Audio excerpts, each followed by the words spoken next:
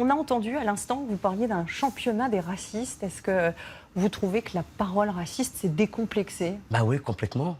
Depuis Donald Trump, président des États-Unis. Et puis pourquoi pas Dingo, maire de Paris, pendant qu'on y est. On voit bien qu'il se passe des trucs bizarres là. Et puis avec lui, la parole s'est complètement décomplexée. Le racisme, il est streetwear, quoi. On entend des choses. J'ai entendu des choses dans la rue que j'avais jamais entendues. Vous, les Arabes et les Juifs, vous êtes tous des sales noirs. Ça, c'est des nouvelles phrases, ça, par exemple.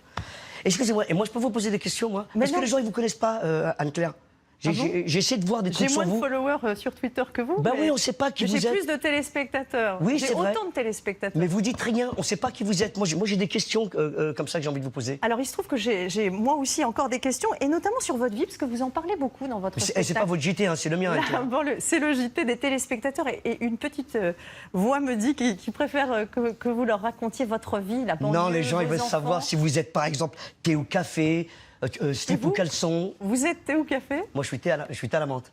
Alors justement, vous êtes devenu elle se laisse pas déstabiliser. Hein.